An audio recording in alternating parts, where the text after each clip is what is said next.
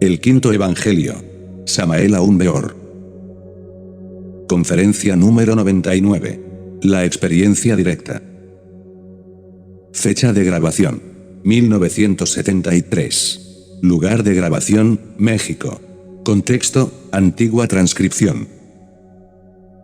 Distinguidos amigos, hoy 19 de marzo de 1973, 11º año de Acuario, nos reunimos para finalizar estas pláticas que incuestionablemente habrán de salir publicadas en forma de libro para bien de la gran causa.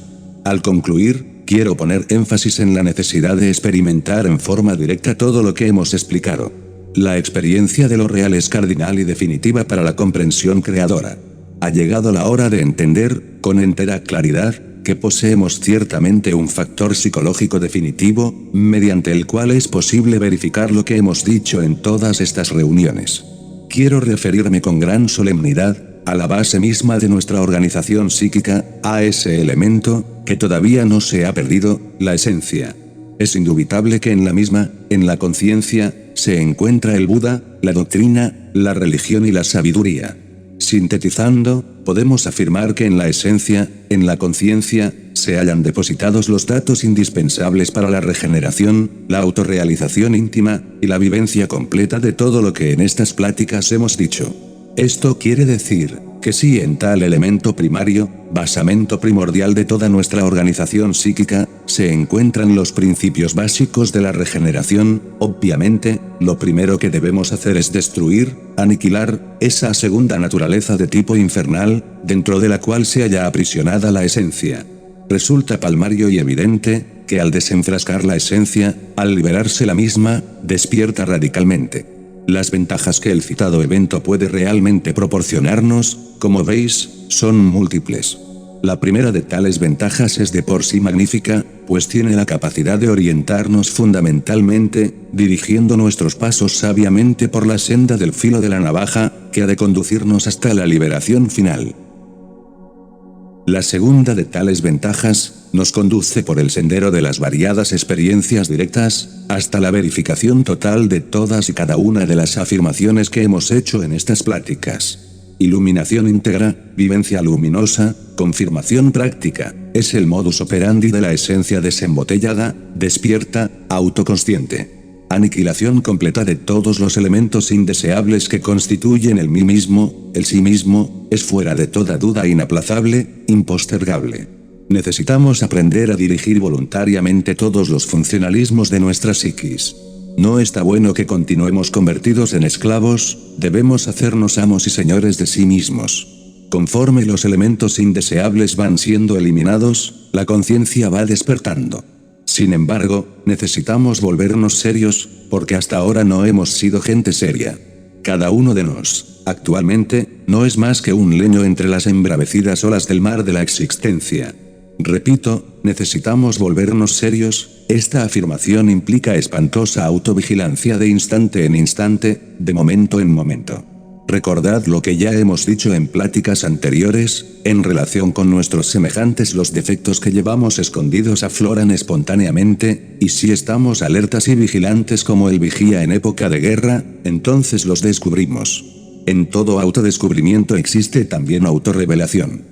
Defecto descubierto debe ser rigurosamente analizado, estudiado en todos los niveles de la mente, y comprendido íntegramente a través de los diversos procesos de la meditación interior profunda. Un poco más tarde, y ya entendido íntegramente el defecto que hemos analizado, vienen las súplicas a Devi Kundalini, nuestra divina madre cósmica particular, con el propósito de que ella elimine y desintegre el defecto en cuestión. El trabajo es muy hondo, mis estimables hermanos, espantosamente serio, demasiado profundo. Solo así es posible extirpar, erradicar de nuestra psiquis muchos elementos indeseables, infrahumanos, tenebrosos, dentro de los cuales se encuentra aprisionada la esencia. Conforme la conciencia vaya despertando, las posibilidades de experimentación directa se van haciendo cada vez más lúcidas y continuas. Ante todo, mis caros amigos, quiero que ustedes aprendan a manejar, prácticamente los diversos destellos de conciencia despierta. En la vida práctica podemos notar cuidadosamente el hecho concreto, de que todas las gentes viven con la conciencia dormida.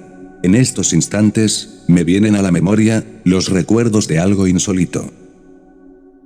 Hace unos 17 o 18 años, hallándome en un mercado de la Colonia Federal con mi esposa sacerdotisa Litelantes, en momentos en que reclamábamos un reloj que ella había mandado a componer en una relojería, fuimos de pronto sacudidos por una violenta explosión de dinamita. Litelantes, horrorizada, me pidió regresáramos a casa de inmediato.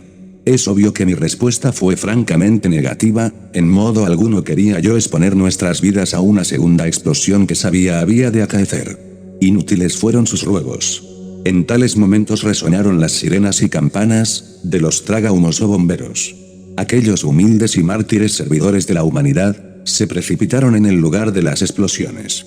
De todos estos bomberos que acababan de entrar al teatro de los acontecimientos, no se salvará ninguno, morirán. Tales fueron mis palabras. Litelantes, horrorizada, guardó silencio. Instantes después, una segunda explosión hizo estremecer terriblemente la Ciudad de México. El resultado fue la muerte de todos esos humildes servidores. Se desintegraron automáticamente, pues no se hallaron ni los cadáveres, tan solo se encontró por ahí la bota de un sargento. Yo francamente me quedé asombrado del grado de inconsciencia en que se encontraban tales bomberos. Si ellos hubieran estado despiertos, de ninguna manera hubieran perecido. Todavía recuerdo el llanto de las mujeres que huían de aquel mercado, y de los niños que horrorizados se agarraban a las faldas de sus madres. Si yo no hubiese estado despierto, obviamente habría perecido, porque en el lugar en donde debía tomar el camión, autobús, tan indispensable para regresar a casa, murieron centenares de personas. Todavía no he podido olvidar a tantos y tantos cadáveres, que tirados sobre la orilla de la banqueta, acera, de la calle, yacían tapados con papeles de periódicos. Incuestionablemente, esas víctimas se debieron a la curiosidad. Tratábase de curiosos, gentes inconscientes, dormidos, que después de la primera explosión habían concurrido al lugar de los hechos para contemplar el espectáculo.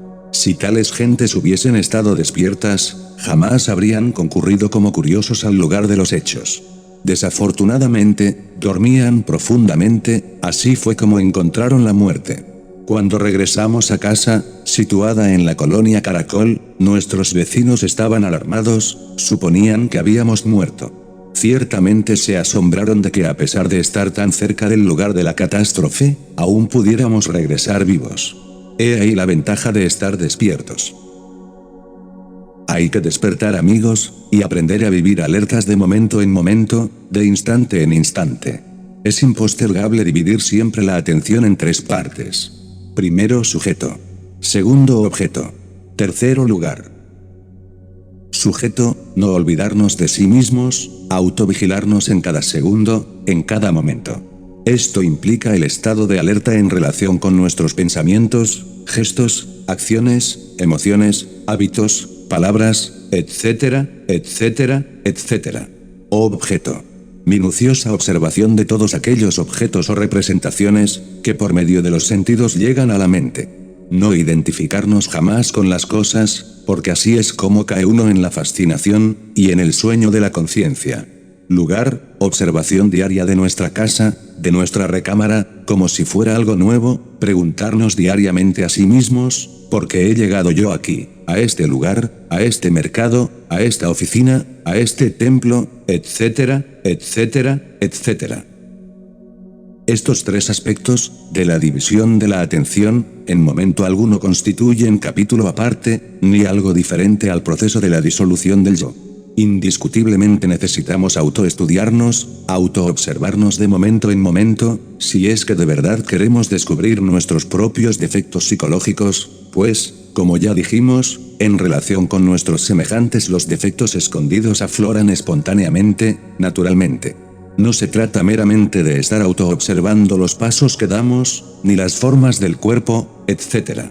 La vigilancia sobre sí mismos implica el estudio silencioso y sereno de todos nuestros procesos psicológicos íntimos, emociones, pasiones, pensamientos, palabras, etcétera, etcétera, etcétera.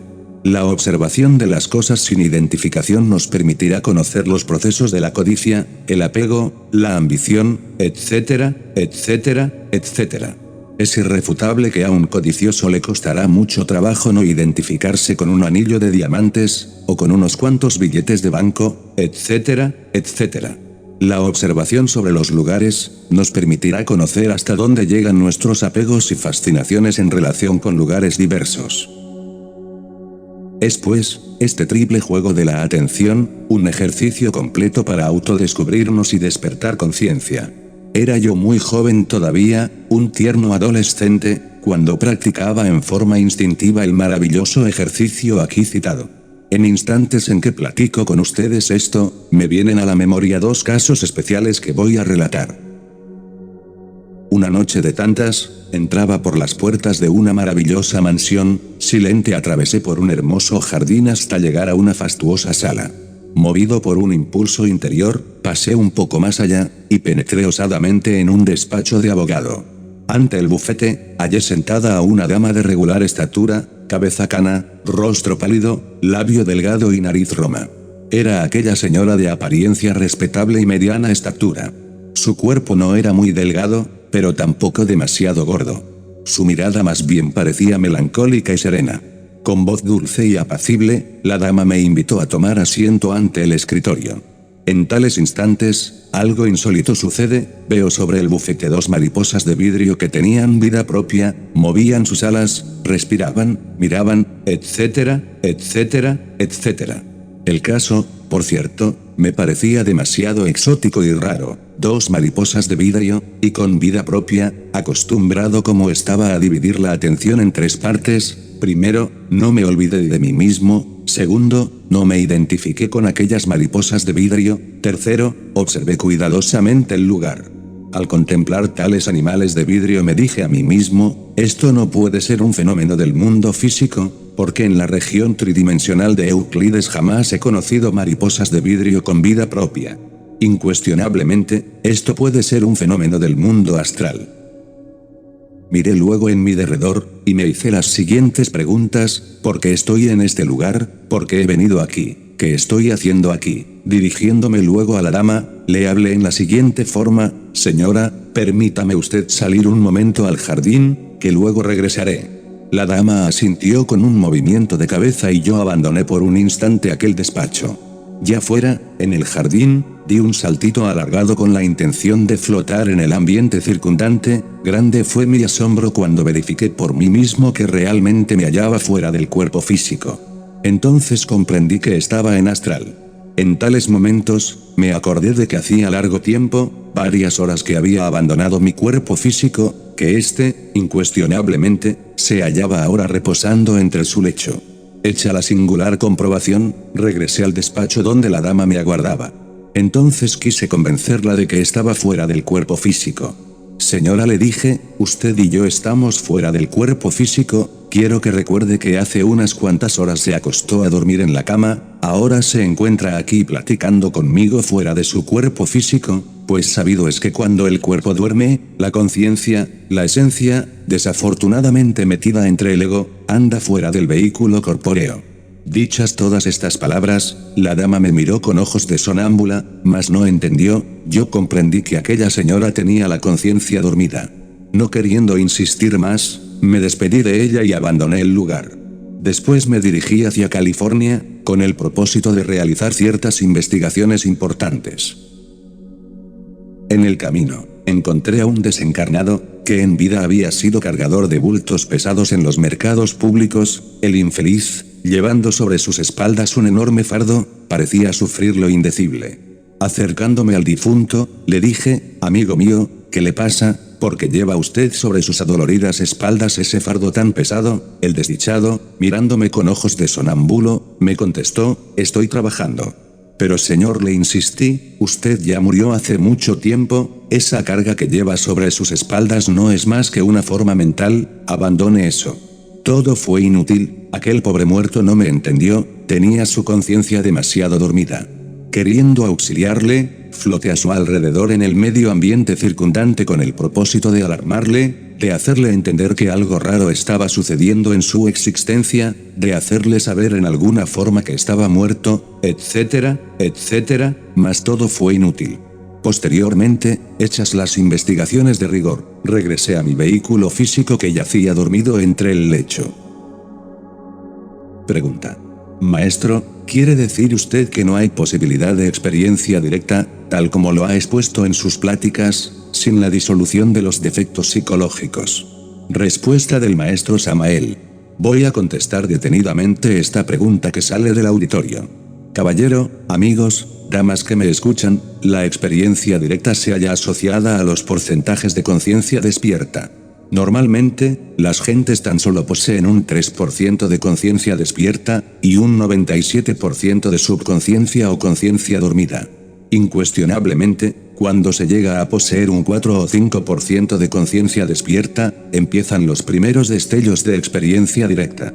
Distíngase entre destellos y plenitud total, que son diferentes. Alguien que posee, por ejemplo, un 10% de conciencia despierta, por ende, tendrá un porcentaje mayor de lucidez a la de aquellos que poseen un 4 o 5%.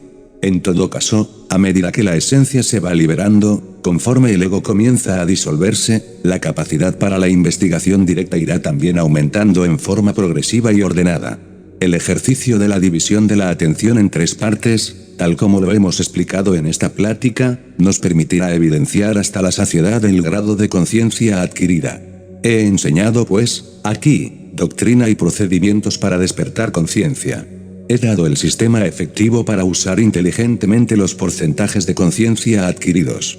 Cuando el ego ha sido radicalmente aniquilado, la conciencia queda totalmente despierta. En esas circunstancias podemos descender a voluntad dentro de los mundos infiernos con el propósito de ver, oír, tocar y palpar la cruda realidad de tales regiones sumergidas.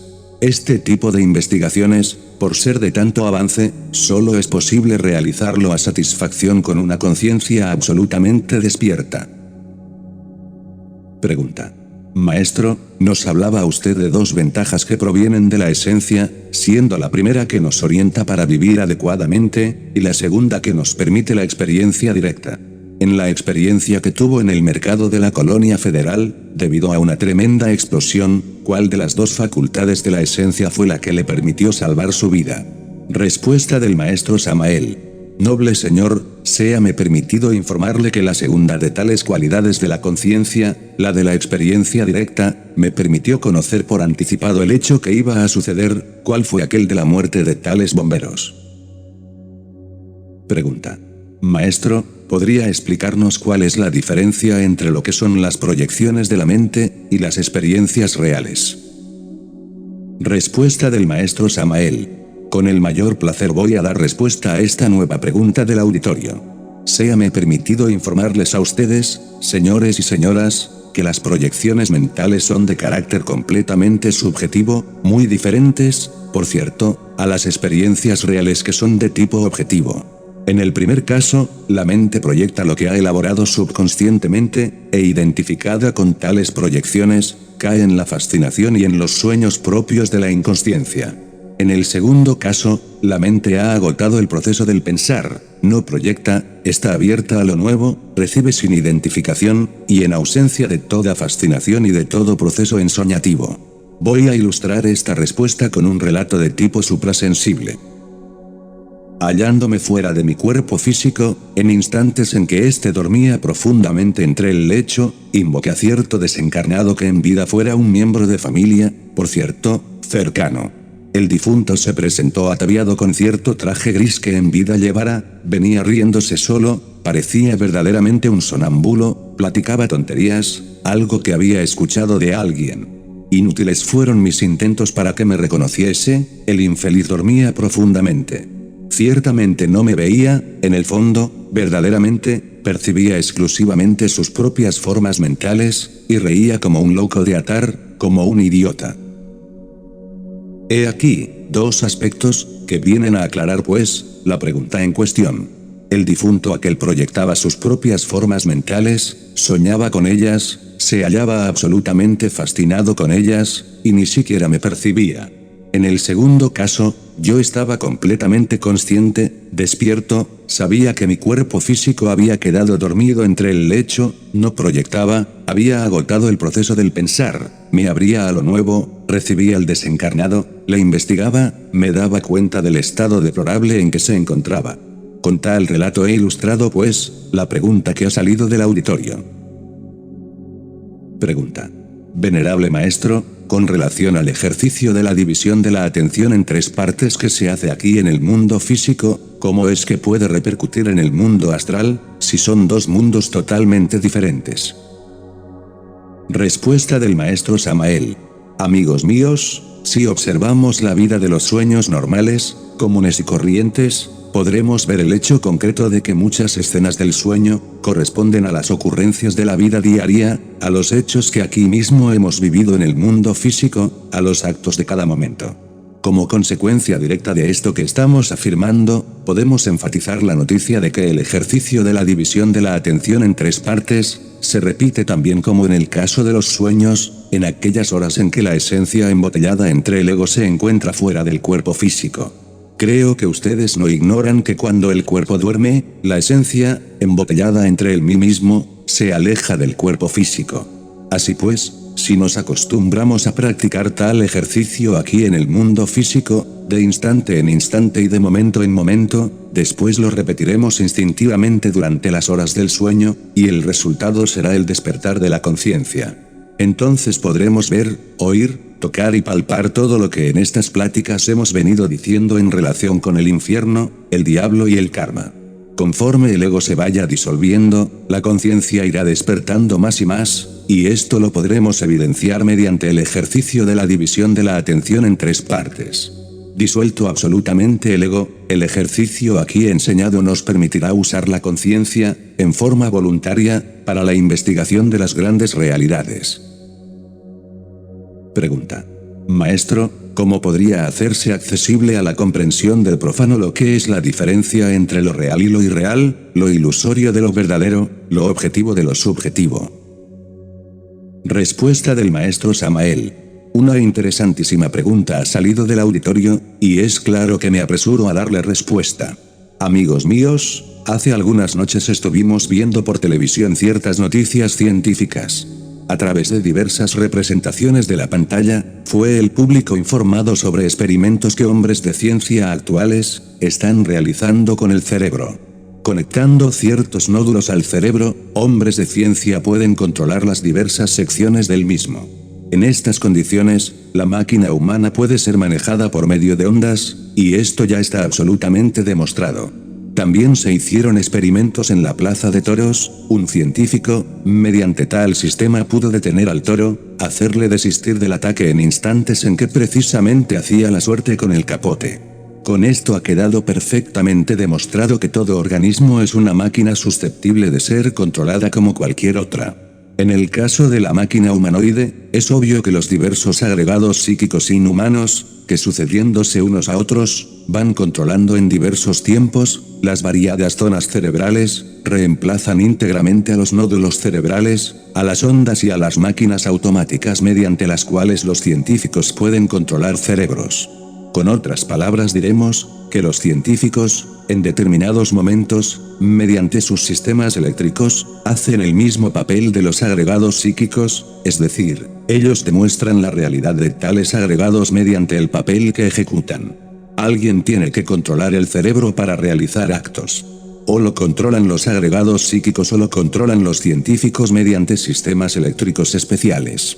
En todo caso, las investigaciones vienen totalmente a confirmar lo que decimos, el humanoide intelectual es una máquina inconsciente, automática, subconsciente. ¿Cómo podría una máquina inconsciente aceptar que está dormida? ¿Cómo podría tal máquina afirmar que el mundo es maya, ilusión, etc.?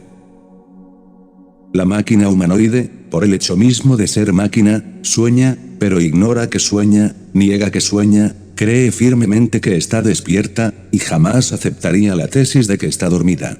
El humanoide automático y mecanizado, no es capaz de diferenciar lo objetivo de lo subjetivo, por el hecho mismo de ser mecanizado, y toma como objetivo lo que es subjetivo, y viceversa. La máquina dormida, el autómata humanoide, está muy lejos de poder comprender la diferencia entre conciencia objetiva y conciencia subjetiva. La máquina tiene sus propias tesis, basadas precisamente en el sueño profundo de la conciencia. No es posible en modo alguno hacerle comprender a un profano dormido la diferencia entre conciencia y subconsciencia, entre objetividad y subjetividad, entre sueño y vigilia, etcétera, etcétera, etcétera. Solo despertando conciencia es posible aceptar tales diferencias. Desafortunadamente, el profano cree estar despierto, y hasta se ofende cuando alguien le dice que tiene la conciencia dormida. Hablando en lenguaje socrático diríamos que el ignorante ilustrado, el profano dormido, la máquina inconsciente, no solamente ignora, sino, además, ignora que ignora, no solamente no sabe, sino, además, y lo que es peor, no sabe que no sabe. Amigos míos, es necesario dejar de ser máquinas. Cuando alguien acepta que es máquina, comienza a dejar de serlo. Un poco más tarde, el velo de las ilusiones se vuelve pedazos. Necesitamos convertirnos en seres humanos, y esto solamente es posible destruyendo, aniquilando los agregados psíquicos que incesantemente se alternan entre sí para controlar la máquina orgánica. Es indispensable llegar a tener realidad, dejar de ser meros autómatas movidos por ondas o por agregados, que es lo mismo, y convertirnos en individuos responsables, conscientes y verdaderos. Pregunta. Maestro, ¿qué diferencia existe entre el ejercicio de la división de la atención en 3 partes, y la disolución del ego, para despertar conciencia? Respuesta del maestro Samael. Señores, señoras, a través de todas estas pláticas nos hemos interesado especialmente por la disolución del ego, por la destrucción completa de todos esos agregados psíquicos dentro de los cuales está enfrascada, embotellada, la conciencia. Me parece que hemos hablado demasiado claro, que hemos dado una didáctica perfecta para la aniquilación absoluta del mí mismo, del sí mismo. Hemos explicado hasta la saciedad, que solo mediante la aniquilación radical de los elementos inhumanos que llevamos dentro, podemos liberar la esencia, despertarla. En la plática de hoy dimos un ejercicio específico, definido. Hablamos de la división de la atención en 3 partes, con el propósito de usar en forma cada vez más y más perfecta, los diversos porcentajes de conciencia despierta que vamos logrando mediante la muerte del mí mismo. En el primer caso hay doctrina completa relacionada con la aniquilación del sí mismo. En el segundo caso, hay un ejercicio maravilloso, una práctica que nos permitirá usar la conciencia que vayamos logrando en forma perfecta, clara, precisa. En todo caso, es necesario convertirnos verdaderamente en investigadores competentes del esoterismo y del ocultismo puro. Esto es lo que queremos, y con tales intenciones hemos dado a través de estas pláticas, la doctrina indispensable. Paz inverencial.